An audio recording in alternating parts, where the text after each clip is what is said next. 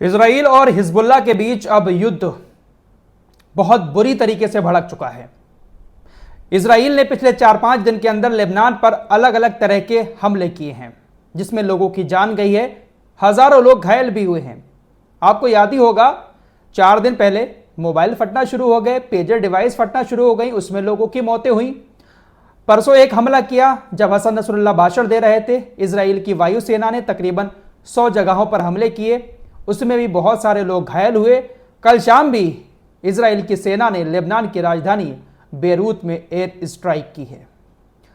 Air strike करने के बाद आईडीएफ की तरफ से बताया गया है कि इसमें 12 लोग मारे गए, और यह बात खुद लेबनान की स्वास्थ्य मंत्रालय की तरफ से भी बताई गई है। 12 लोग मारे गए, जिसमें से एक हिजबुल्लाह का टॉप कमांडर भी था, जिसका नाम इब्राहिम अकील था। इजराइल डिफेंस फोर्सेस के स्पोक्स पर्सन डेनियल हगारी ने रात ये बात सामने आकर बताई है। 12 लोग मारे गए, इब्राहिम अकील भी मारा गया। ये 12 लोग जो मारे गए हैं, इनको लेकर इजराइल डिफेंस फोर्सेस का कहना है कि ये वो लोग थे जो गलील के एरिया में, जो इजराइल का एरिया है, उत्तरी इजराइल का गलील के एरिया में 7 अक्टूबर जैसे हमले की साजिश रच रहे थे। उसी तरीके का हमला इजराइल के अंदर ये लोग करना चाहते थे। हमें खुफिया जानकारी मिली और उसी के आधार पर हमने बेरूत में कई सारे ठिकानों पर हमले किए। 12 लोगों की मौत हो गई, और ये 12 लोग हिजबुल्लाह के ही लड़ाके थे, और एक टॉप कमांडर भी मारा गया। तो इस तरीके से इजराइल अब लगातार लेबनान के ऊपर हमले किए जा रहा है। वैसे कल हिजबुल्लाह ने भी बहुत सारे हमले किए हैं, मिसाइलें भी दागी हैं, रॉकेट भी छोड़े हैं, लेकिन उनकी खबरें ज़्यादा बाहर नहीं आती हैं। नुकसान इजराइल के अंदर होता है तो इजराइल वहाँ पर अपनी मीडिया को सेंसर कर देता है, ज़्यादा बड़े नुकसान की खबरें सामने नहीं आ पाती हैं। लेकिन इजराइल डिफेंस फोर्सेस ने ये जो हमला किया है, इसमें वाकई में लोग मारे गए हैं। खुद स्वास्थ्य मंत्रालय जो है लेबनान का, उसकी तरफ से इस बात की घोषणा की गई है। डेनियल हगारी ने कहा कि हमने बेरूत लेबनान में एक सटीक छापा मारा है और हिजबुल्लाह के संचालन प्रभाग के प्रमुख इब्राहिम अकील की हत्या कर दी। छापे की वजह से रडवान यूनिट में ऑपरेशन डिवीजन के कई नेताओं की हत्या हो गई, जिसमें गलील पर कब्जा करने की योजना तैयार करने वाले लोग भी शामिल थे। अकील और टारगेटेड नेता उन लोगों में से थे जो 7 अक्टूबर की तरह गलील पर धावा बोलने का प्लान बना रहे थे। हम हिजबुल्लाह की रक्षा करना और उसकी क्षमताओं को छीनने, उस पर हमला करने और सभी मोर्चों पर काम करना जारी रखेंगे। अकील रडवान यूनिट का वास्तविक कमांडर था और उसने इजराइल और उसके नागरिकों के खिलाफ अभियान का प्लान बनाया था। हम उत्तरी इजराइल के निवासियों को उनके घर में वापस लाने के लिए काम करने के लिए पूरी तरीके से तैयार हैं। कल भी इजराइल डिफेंस फोर्सेस की तरफ से कहा गया था कि अब हम अपने लोगों को घरों पर वापस लाने का काम शुरू कर रहे हैं। इनके इस बयान को लेकर हिजबुल्लाह ने कहा कि यह एक सपना है, आप जब तक गाजा पर युद्ध खत्म नहीं करेंगे तब तक आप अपने लोगों को इस बॉर्डर पर वापस नहीं ला सकते, और यह हमारा आपको चैलेंज है। नेतन्याहू ने भी कहा था और इस योब गैलेंट ने भी कहा था, इजराइल डिफेंस फोर्सेस का डिफेंस मिनिस्टर। इन सबको हिजबुल्लाह ने चेतावनी दे दी, चैलेंज दे दिया। इस बंदे को 7 अक्टूबर से मैं इतनी बार देख चुका हूं, लेकिन हमेशा इसका मुंह ऐसा ही रहता है। न जाने क्या इसको प्रॉब्लम है, क्या दुख है, हमेशा इसका मुंह सड़ा सा ही रहता है। मुझे लग रहा है कि ये गंजा हो गया है, इसके बाल नहीं है, इसीलिए ये इतना बुरा मुंह बनाए रहता है। शायद इसको भी आदिवासी हेयर ऑयल की ज़रूरत है, भेज ही देता हूँ इसके पास एक बोतल। आदिवासी हेयर ऑयल की बात चली है तो बताना चाहूँगा कि काफ़ी सारे लोग अभी भी मुझे मैसेज करते हैं कि वराज भाई हमें लिंक दे दो, हमें मंगा के दे दो। देखिए, आप लोग मेरे पास मैसेज ना करें, मैं वीडियो के डिस्क्रिप्शन में आप लोगों को वेबसाइट का लिंक दे देता हूँ, आप वहाँ से जाकर खरीद लिया करें।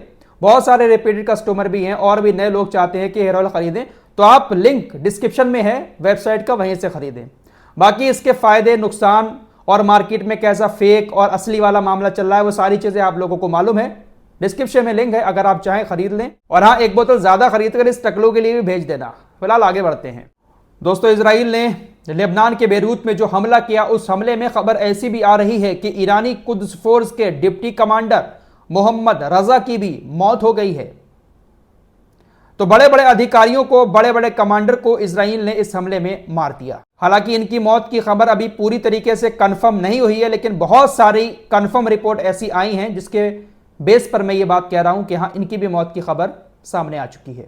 इजराइल ने अपने हमलों को तेज कर दिया है, तो अब मिडिल ईस्ट में जो संगठन हैं और इराक, ईरान जैसे देश हैं, वो हिजबुल्लाह का साथ देने के लिए पूरी तरीके से तैयार हो चुके हैं। इराक ने ऐलान कर दिया है कि उसके हजारों सैनिक लेबनान के अंदर जाकर हिजबुल्लाह का साथ देने के लिए पूरी तरीके से तैयार हैं। जरूरत पड़ने पर इराक की पॉपुलर मोबिलाइजेशन फोर्सेस लेबनान की सुरक्षा को मजबूत करने के लिए हजारों सैनिकों को तैनात करने के लिए तैयार हो गई है। तो अब इराक की सेना लेबनान जाने को तैयार हो चुकी है, वहां पर तैनात करके लेबनान की सुरक्षा करेगी। साथ ही साथ फ्रांस के राष्ट्रपति इमैनुअल मैक्रोन ने भी कह दिया है कि ये जो हमले हो रहे हैं, पेजर अटैक हुआ, मोबाइल फटे, ये बहुत गलत हैं और हम लेबनान के लोगों के साथ खड़े हैं। हम हर तरीके से लेबनान की मदद करेंगे। लेबनान के ऊपर हमले करने के बाद KNN टीवी से इजराइल के एक अधिकारी ने कहा कि इस युद्ध में अब कोई भी रेड लाइन नहीं है, जिसका मतलब है कि जब चाहें, जिस भी वजह से चाहें, बेरूत पर हमला करेंगे। कुछ महीने पहले जब हिजबुल्लाह ने इजरायली रेड लाइन को पार किया तो बेरूत पर हमने हमला किया। हम बेरूत पर अब जब चाहेंगे हमला करेंगे। अब किसी तरह की कोई रेड लाइन नहीं है। बेरूत लेबनान की राजधानी है। हिजबुल्लाह के नाम पर हमले किए जा रहे हैं वहां पर। अब साफ कह दिया, अब कोई रेड लाइन नहीं है, जब मन होगा तब हमला कर देंगे। दोस्तों, लेबनान के अंदर जो वॉकी टॉकी की बैटरियां फटी हैं, उसको लेकर रॉयटर्स ने कहा है कि लेबनान में विस्फोट करने वाली वॉकी टॉकी की बैटरियों में इजराइल द्वारा PETN नामक शक्तिशाली विस्फोटक सामग्री डाली गई थी। अमेरिकी अधिकारियों के मुताबिक इस ऑपरेशन को अंजाम देने के लिए इजराइल को 15 साल लग गए। इजराइल इस तरह के ऑपरेशन को चलाने के लिए पिछले 15 साल से कोशिश कर रहा था, लेकिन अब उसको कामयाबी मिली है। 15 साल तक उसने बहुत सारी जद्दोजहद की कि कैसे मोबाइलों को ब्लास्ट किया जाए, वॉकी टॉकी को ब्लास्ट किया जाए, पेजर को ब्लास्ट किया जाए। यह दावा अमेरिका के अधिकारी कर रहे हैं। अमेरिका के अखबार ये बातें भी लिख रहे हैं। फिलहाल ये एक नई जंग शुरू हो चुकी है। उधर यमन के हुतीज ने एक और बहुत बड़ा ऐलान कर दिया है कि जब तक फिलिस्तीन आजाद नहीं हो जाता, हम फिलिस्तीन के लिए लड़ते रहेंगे और अगर जरूरत पड़ी तो फिलिस्तीन को आजाद करवाने के लिए इजराइल से हम डायरेक्ट फिर लड़ाई शुरू कर देंगे। अभी हम इजराइल से सीधा युद्ध नहीं कर रहे हैं। जरूरत पड़ी फिलिस्तीन को आजाद कराने की तो जमीन पर उतरकर इजराइल से हम सीधा युद्ध भी करेंगे। 100 बात की एक बात यह है कि ये संगठन चुप बैठने वाले नहीं हैं। कुछ भी हो जाए, लेकिन ये लोग मानेंगे नहीं। इजराइल के नाक में दम ये लोग करते रहेंगे। फिलहाल ये मिडिल ईस्ट के कुछ वॉर अपडेट थे जो आपके सामने रखे। अपने लास्ट वीडियो में मैंने एक शहजादी नाम की लड़की के बारे में आपको बताया था, जिसको दुबई के अंदर फांसी दी जाएगी। बहुत सारे लोगों के कमेंट आए कि वराज भाई, कोई नहीं बचा सकता उसको, शाहरुख खान बचा सकता है। उस लड़की के जो फादर हैं वो शाहरुख खान के पास चले जाएं, उससे गुहार लगाएं। मेरे दोस्तों, अगर वो इस लायक होते तो शायद उनकी बेटी फांसी पर नहीं लटकती। शाहरुख खान के पास पहुंचना, उससे मुलाकात करना, ये बहुत दूर की बात है उनके लिए। बेचारे गरीब लोग हैं, गांव के रहने वाले हैं उत्तर प्रदेश के। फिलहाल कोई चांसेस शायद नहीं लग रहे हैं। इस रिपोर्ट में इतना ही। कुछ और खबरों के साथ जल्द हाजिर होऊंगा। तब तक के लिए अपना ख्याल रखिएगा।